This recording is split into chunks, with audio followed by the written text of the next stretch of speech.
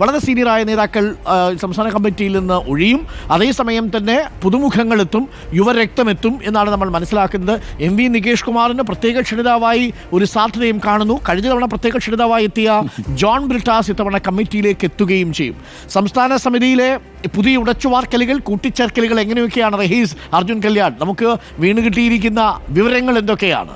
Rahees, Arjun Kalyan. Good morning doctor Arun. സംസ്ഥാന കമ്മിറ്റിയിൽ ആരൊക്കെ കടാപ്പുറത്താണല്ലോ രാവിലെ സമ്മേളന നഗരിയിൽ നിന്ന് രണ്ടുപേര് കടാപ്പുറത്തേക്ക് വന്നല്ലോ. കടാപ്പുറത്ത് പുറകോശത്തിന് വലിയ കമാനമൊക്കെ കാണാം, വലിയൊരു അരിവാൾ ചുറ്റികയൊക്കെ കാണാം. സമ്മേളന ദിവസമല്ലേ, നല്ല അടിപൊളി ഫ്രെയിമിൽ തന്നെ നിന്ന് തുടങ്ങാമെന്ന് വിചാരിച്ചിട്ടാണ്. ഓക്കെ, ശരി, തുടങ്ങിക്കോളൂ. രാവിലെ 9:30 PB അംഗങ്ങളും കേരളത്തിൽ നിന്നുള്ള കേന്ദ്ര കമ്മിറ്റി അംഗങ്ങളും പങ്കെടുക്കുന്ന ഒരു യോഗം ചേർന്നിട്ടാണ് പുതിയ സംസ്ഥാന കമ്മിറ്റി അംഗങ്ങളുടെ ഒരു പാനൽ തയ്യാറാക്കുക. അതിനുശേഷം അത് 10 മണി കഴിയുമ്പോൾ സംസ്ഥാന സെക്രട്ടേറിയറ്റ് ചേർന്ന് ആ പാനൽ അംഗീകരിക്കും. പിന്നീട് സംസ്ഥാന സമിതിയിലേക്ക് പോകും. സംസ്ഥാന സമിതി എന്ന് പറയുമ്പോൾ പ്രതിനിധി ഒരുപക്ഷെ സംസ്ഥാന സമിതിയിലേക്ക് പോകും എന്ന് പറയുമ്പോൾ ആ പ്രതിനിധി ഹാളിൽ തന്നെ അത് അനൗൺസ് ചെയ്യാനുള്ള ഒരു സാധ്യതയാണുള്ളത്. നമുക്ക് ലഭിക്കുന്ന വിവരമനുസരിച്ച് DYFIയുടെ നേതൃനിര ഒന്നാകെ എന്ന് പറയുമ്പോൾ സംസ്ഥാന സെക്രട്ടറി VK സനോജ്, സംസ്ഥാന പ്രസിഡന്റ് V വസീഫ്, ദേശീയ വൈസ് പ്രസിഡന്റ് ജെയ്സി തോമസ് എന്നിവർ സംസ്ഥാന കമ്മിറ്റിയിൽ ഇടം പിടിക്കും എന്ന് മനസ്സിലാക്കുന്നു. വനിതാ പ്രാതിനിധ്യം കൂടാനാണ് സാധ്യത. ഉന്നത വിദ്യാഭ്യാസ വകുപ്പ് മന്ത്രി R ബിന്ദു സംസ്ഥാന കമ്മിറ്റിയിൽ വരും എന്ന കാര്യം ഏതാണ്ട് ഉറപ്പായിട്ടുണ്ട്. കണ്ണൂരിൽ നിന്ന് N സുകന്യയുടെ പേരും DYFIയുടെ SFIയുടെ മുൻ സംസ്ഥാന പ്രസിഡന്റ് K അനുശ്രീയുടെ പേരും സജീവമായി പരിഗണിക്കുന്നു. ഏറ്റവും അവസാന ചർച്ചകളിൽ തിരുവനന്തപുരം മേയർ ആര്യ രാജേന്ദ്രൻ്റെ പേരും ഉണ്ട് എന്നാണ് മനസ്സിലാക്കുന്നത്. ഒപ്പം നമുക്കൊപ്പം അർജുൻ കൂടി ഉണ്ട്. മറ്റു പേരുകൾ, സാധ്യതകൾ എന്തൊക്കെ അർജുൻ?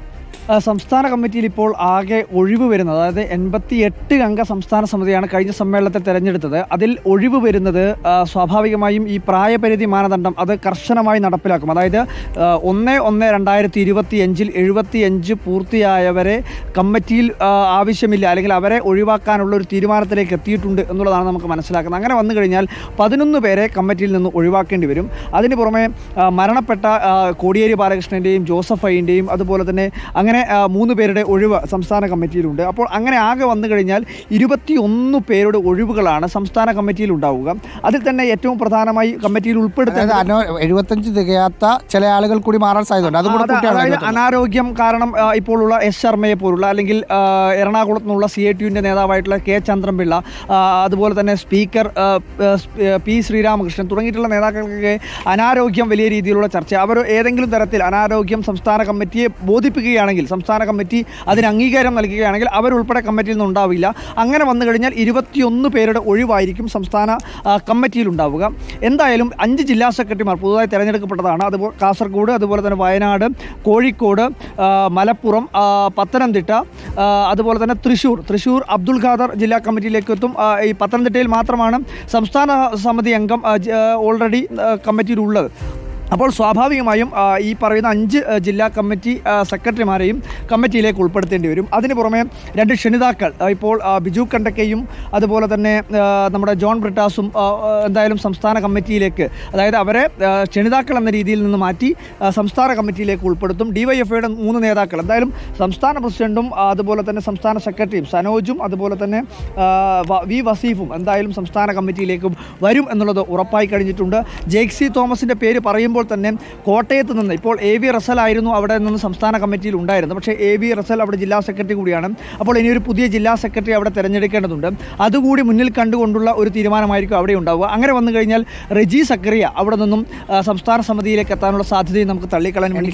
അവിടുന്ന് ആര് സംസ്ഥാന കമ്മിറ്റിയിൽ വരുന്നു എന്നനുസരിച്ചായിരിക്കും പുതിയ ജില്ലാ സെക്രട്ടറി കോട്ടയത്ത് ആര് വരും എന്ന കാര്യത്തിൽ ഒരു തീരുമാനം വരിക. ഒപ്പം 1-2 ആളുകളെ ഒഴിവാക്കും. അതായത് കരുനാഗപ്പള്ളിയിലെ വിഭാഗീയതയുടെ പേരിൽ സംസ്ഥാന കമ്മിറ്റി അംഗ സൂസൻ കോടിയെ ഒഴിവാക്കാനുള്ള ഒരു സാധ്യതയുണ്ട്.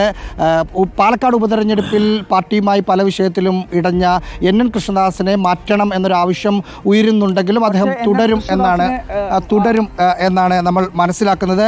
MLA മാരായ PP നൌഷാദും ചിത്തരഞ്ജനും സംസ്ഥാന കമ്മിറ്റിയിലേക്ക് വരാനുള്ള മറ്റാരെങ്കിലും? അതായത് ആലപ്പുഴയിൽ നിന്ന് ഇപ്പോൾ തന്നെ ഈ ചിത്തരഞ്ജനൊക്കെ പരിഗണിക്കപ്പെടുകയാണെങ്കിൽ ആലപ്പുഴയിൽ നിന്ന് അതിന് അനുസരിച്ച് ആൾക്കാർ ഒഴിഞ്ഞു മാറേണ്ടതുണ്ട്. പക്ഷേ അത്രയും വാക്കൻസി ആലപ്പുഴയ്ക്ക് കൊടുത്തു കഴിഞ്ഞാൽ സ്വാഭാവികമായും മറ്റ് ജില്ലാ കമ്മിറ്റികളെ പരിഗണിക്കാനുള്ള സാധ്യതയാണ് കുറയുക. അപ്പോൾ ചിത്തരഞ്ജൻ്റെ സാധ്യത വളരെ കുറവാണ്. പക്ഷേ അതുകൂടി പരിഗണിക്കപ്പെടാനുള്ള സാധ്യതയുണ്ട്.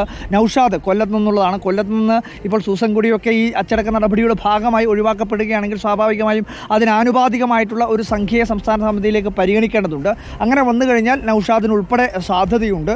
എന്തായാലും ഈ വനിതാ പ്രാതിനിധ്യം കൂട്ടാനുള്ള ഒരു പൊതു തീരുമാനമുണ്ട് എങ്കിൽ ആര്യ രാജേന്ദ്രൻ ഉൾപ്പെടെയുള്ള യുവ നേതൃത്വത്തിന് വലിയ നറുക്ക് വിടാനുള്ള സാധ്യതയുണ്ട്. അരുൺ, 2-3 പേരുകൾ കൊച്ചിയിൽ നിന്ന് സിബി ദേവദർശൻ അവരുടെ കർഷക സംഘടനയുടെ നേതാവാണ്. ഒപ്പം CITയുടെ എറണാകുളം ജില്ലാ സെക്രട്ടറിയായ PR മുരളീധരൻ എന്നിവരെയാണ് പരിഗണിക്കുന്നത്.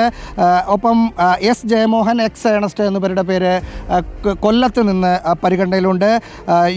UP ജോസഫിനെ തൃശ്ശൂരിൽ നിന്ന് പരിഗണിക്കുന്നു.